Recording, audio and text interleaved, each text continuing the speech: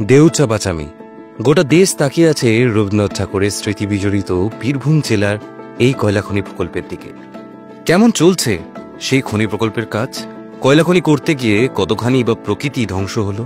চলুন বিশ্ব পরিবেশ দিবসের প্রাককালে ঘুরে দেখি গোটা এলাকাটা। গোটা পৃথিবীর উন্নয়নের জয়গাথা লেখা হয়েছে সবুজ ধ্বংস করে। তাই চিপকো আন্দোলন, ভাগীরথী বাঁধ আন্দোলনের মতো প্রতিরোধ হয়েছে যুগে যুগে। তেমনি হতে পারত লালমাটির জেলা বীরভূমেও, কিন্তু শিল্প আর সবুজ কেউ এখানে সংঘর্ষে যায়নি। লালমাটির জেলাতে সোনালী অক্ষরে লেখা হয়ে গেল এক নতুন ইতিহাস। যেখানে দাঁড়িয়ে আছি সেখানে একটা বিরাট বড় জঙ্গল ছিল, কিন্তু আমরা যেখানে দাঁড়িয়ে আছি দেখতে পাচ্ছি কোনো জঙ্গল নেই, কিছু নেই, একেবারে ধু ধু করছে চারিদিকে। যত দূর পর্যন্ত চোখ যাচ্ছে সব ধু ধু করছে। অনেক দূরে দেখতে পাচ্ছি কিছু পুলিশ গাড়ি রয়েছে, আরো কিছু দূরে কিছু তাঁবু খাটানো রয়েছে। কিন্তু আজ থেকে প্রায় 4 থেকে 5 মাস আগে এই জায়গাটা পুরো জঙ্গলে ভরে গিয়েছিল।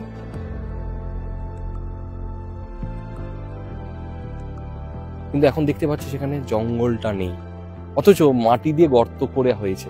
তাহলে কি হয়েছে? জঙ্গল কি কেউ কেটে নিয়ে চলে গেল রাতারাতি? এখানে হলো ভিন্ন পদযাত্রা। এত বড় কয়লা খনি প্রকল্প হতে গিয়ে প্রধান বাধা হয়ে দাঁড়ালো ওই এলাকার প্রাচীন গাছ। পিয়াসাল, মহুয়ার মতো আদিবাসী মানুষের পূজিত গাছগুলো জানিয়ে দিল আমাদের কাটা যাবে না, মারা যাবে না। শুরু হয় বিভিন্ন আন্দোলন। এর আগে কয়লা খনি না চেয়ে আন্দোলন হয়েছে একাধিকবার। এবার আন্দোলন ছিল প্রকৃতি বাঁচানো। এতেই বাড়ল চিন্তা, গাছ না কেটে তো মাটি উত্তোলন সম্ভব নয়। কি হবে কি হবে এই নিয়ে চলল চুল ছেঁড়া আলোচনা। এরপর সিদ্ধান্ত হলো মানুষদের যেমন পুনর্বাসন দেওয়া হয় তেমন গাছদেরও পুনর্বাসন দেওয়া হবে। আমাদের আদিবাসী সম্প্রদায়, আদিবাসী মানুষ এই গাছগুলোকে দেবতা জ্ঞানে পুজো করেন। মহুয়া গাছ, শাল গাছ, এটা তাদের সংস্কৃতি, ধর্মীয় জীবন জীবিকার সঙ্গে জড়িত আছে। সেই সঙ্গে হচ্ছে পরিবেশের রক্ষা। এটা দুইকে সামঞ্জস্য রেখে আমরা যাতে পুরোপুরি গাছগুলোকে ট্রান্সলোকেট করতে পারি, সেই জন্য আমরা কিন্তু ট্রান্সলোকেট করেছি। চাঁদা মোজা থেকে গাছের শিকড় অব্দি তুলে 2 কিলোমিটার দূরে একের পর এক গাছকে নিয়ে যাওয়া হলো। চাঁদা মোজে প্রতিটি গাছকে নবজাতক শিশুর মতো লালন করা হলো। 755টি মহুয়া, 90টি পিয়ালসাল, 140টি অর্জুন সহ মোট 992টি গাছকে স্থানান্তর করা হলো ধীরে ধীরে। বলা চলে আস্ত জঙ্গল ছড়ে অন্য জায়গায় প্রতিস্থাপিত হয়ে গেল।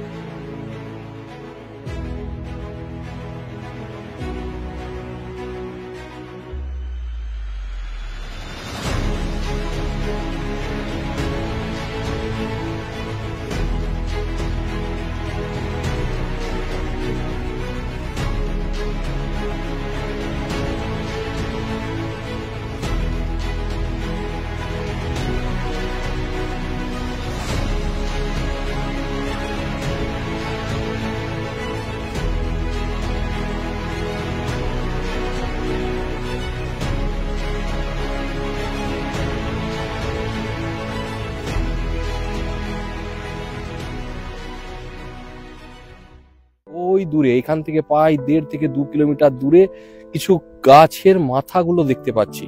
অর্থাৎ এই যে গাছগুলো ছিল সেই গাছগুলো ওখানে নিয়ে যাওয়া হয়েছে। আমরা এখানে দাঁড়িয়ে আছি বীরভূমের মোহাম্মদ বাজারের চাঁদা মৌজাতে।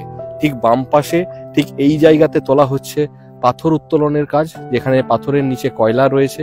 আর তার পাশে যে জঙ্গল ছিল, ঘন জঙ্গল, সেই জঙ্গলটাকে সম্পূর্ণভাবে স্থানান্তর করা হয়েছে পুরো 1 থেকে 2 কিলোমিটার দূরের একটি ফাঁকা জায়গায়। গাছ ছিল 992টা গাছ ছিল, মহুয়া 755, পিয়াশাল 90টা, 141টা অর্জুন সহ সিরিজ, বেল, কেসিয়া, এরকম করে টোটাল 992টা আমাদের গাছ ছিল। সেই গাছগুলোকে আমরা প্রকৃতির যে গাছ, পরিবেশকে আমরা বাঁচিয়েই যাতে এই প্রজেক্ট করা যায়। এটা বলা যায় যে হচ্ছে ভারতবর্ষের ইতিহাসে প্রথম যে এরকম একটা পুরোপুরি পরিবেশকে বাঁচিয়ে আমরা কয়লা খনি শুরু করলাম।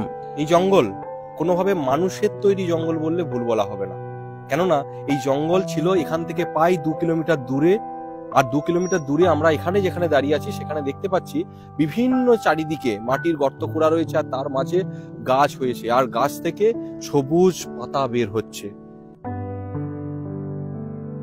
অর্থাৎ গাছের ট্রান্সলোকেট হয়েছে, পুনর্বাসন হয়েছে, পুনঃস্থাপন হয়েছে। আমরা এই দূরে আরো দেখতে পাচ্ছি গাছের পাতাগুলো আস্তে আস্তে একদম যেন বাতাস দিচ্ছে, গাছেদের ফুসফুস বাতাস নিঃশ্বাস প্রশ্বাস নিচ্ছে। মানুষের মনের মধ্যে কোথাও একটা তো প্রশ্ন থেকে যায় যে উন্নয়ন মানেই সবুজ ধ্বংস, উন্নয়ন মানেই জঙ্গল নিধন। বহু প্রকল্প আটকে রয়েছে, কিন্তু বীরভূমের দেউচা-পাচামি কয়লা খনি প্রকল্প যেন তার একেবারে সম্পূর্ণ আলাদা হয়ে গেল, কেননা গাছগুলো সব বেঁচে রইল। এটা নতুন শুট বেরোচ্ছে, এই ডালগুলো হচ্ছে আগের থেকেই ছিল, এই শাখা প্রশাখা আগের থেকে ছিল। আমরা যেহেতু হচ্ছে বলেছিলাম যে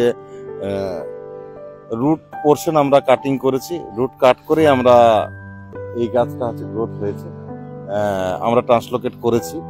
তাহলে রুটিং যখন আমরা হচ্ছে স্প্রাউট হচ্ছে, রুট যেমন গ্রোথ হচ্ছে, তেমনি নতুন নতুন দেখুন যে একদম নিউ বার্ড এটা বেরোচ্ছে। ভিন্ন পথ বেছে নেওয়া মানে বিচ্ছিন্ন হওয়া না, ঘুরে যাওয়াটা ইতিহাসের অন্য পথ। শিল্প আর সবুজ কেউ এখানে সংঘর্ষে গেল না, ভারতের বুকে রচিত হলো অন্য এক ইতিহাস। আজ তো জঙ্গল বাঁচিয়ে পশ্চিমবঙ্গ রাজ্য সরকার বিশ্বের বুকে নজির রাখলো। এখানে একটা বিশাল কয়লা খনি হচ্ছে, শিল্প হচ্ছে। শিল্প তো দেশের জন্য চাই, শিল্প না হলে তো দেশে হবে না। আর মানুষ প্রথমত আদিবাসী সমাজ যে পুরনো গাছ কটা আছে, এই গাছগুলো ছিল আপনার মহুয়া, শাল, অর্জুন, তো কিছু বেল, মুরগা। মহুয়া গাছ এবং শাল গাছ, বিশেষত মহুয়া গাছ আমাদের আদিবাসী সমাজে খুবই গুরুত্বপূর্ণ। দেউচা-পাচামিতে কাজ এখন ভালো এগিয়েছে, অনেকটা এগিয়েছে। এখন সাধারণ গ্রামবাসী হিসেবে আমি চাইবো কাজ যতটার সঙ্গে সামনের দিকে এগিয়ে যাক, এবং মানুষের যেগুলো কর্মসংস্থান আছে, কর্মসংস্থান যেন মানুষ ঠিকঠাক পাক, এবং চাকরি যেগুলো চাকরি ফর্ম ফিল আপ করেছে, ওই চাকরি যেন দ্রুততার সঙ্গে যোগদান করতে পারে, এগুলো আমি চাইবো। প্রকল্পের পক্ষে না থাকলে তো মানুষ এতগুলো চাকরি নিত না এবং ফর্মও ফিল আপ করতো না। সুতরাং মানুষ শিল্প চাইছে, এটা নিঃসন্দেহে বলা যায়। সেই কোল ব্লকে জন্য এখানকার জনসাধারণ, আদিবাসী, জেনারেল কাস্ট, সংখ্যালঘু সমস্ত মানুষই খুশি আছে। অনেকে যে বিরোধিতা করছিল প্রকল্প নিয়ে, যেমন কারা বিরোধিতা করছিল না, এখন তো বর্তমান তারা বিরোধিতা নেই, তাদের বংশও নাই এখানে নেই না। এটা গোটাই জায়গাটা হচ্ছে পশ্চিমবঙ্গ সরকারের। সরকার আমাদের এখনো রায়তের ল্যান্ডের উপরে যায় নাই, সরকারের ল্যান্ডের উপরে কাজ করছে। তার থেকেও আজকে আপনার প্রায় ৩,৩৫০ ছেলের চাকরি হয়েছে, এখনো হবে। স্ব ইচ্ছায় মানুষ জমি দিচ্ছে, কাউকে জুলুম করে নয়। আমাদের এখানকার মানুষ খুবই খুশি আছে। প্রকৃতির বিরুদ্ধে চললে কি অসুবিধা হতে পারে, কি ক্ষয়ক্ষতি হতে পারে, সেটাও আমরা কিন্তু দেখেছি। রাজ্যের মাননীয় মুখ্যমন্ত্রী মমতা বন্দ্যোপাধ্যায় এই ক্ষেত্রে স্পষ্টতই বলে দিয়েছেন যে প্রকৃতির সাথে ভারসাম্য বজায় রেখেই কিন্তু আমাদের এই কাজটি চলবে। আমাদের যে দেউচা-পাচামির যে প্রস্তাবিত কয়লা খনি, সেই কাজটি কিন্তু প্রকৃতির সাথে ভারসাম্য রেখেই চলছে। সেই সূত্র ধরেই কিন্তু আমাদের ওখানে প্রথম পর্যায়ের যে ৩২৬ একরের যে কাজটি আমাদের শুরু হয়েছে, দেউচা-পাচামির কাজ তো আমাদের যে গতিতে চলার কথা সেই গতিতেই চলছে। সেকেন্ড পর্যায়ে যে ওভারবার্ডেন, অর্থাৎ আমরা যে আগ্নেয় শিলা কিংবা ব্যাসাল্ট, সেটা আর কিছুদিনের মধ্যে উত্তোলিত হবে। কয়লা খনি আদৌ বাস্তবায়িত হয় কিনা তা ভবিষ্যৎ বলবে, কিন্তু প্রকৃতিকে বাঁচিয়ে যা করা হলো, বীরভূম তা বিশ্ব মানব মানচিত্রে খোদাই হয়ে রয়ে গেল। এই দেউচা-পাচামি প্রকল্প আদৌ রাজ্য সরকারের পক্ষে কতটা যাবে সেদিকে আমাদের নজর থাকছে।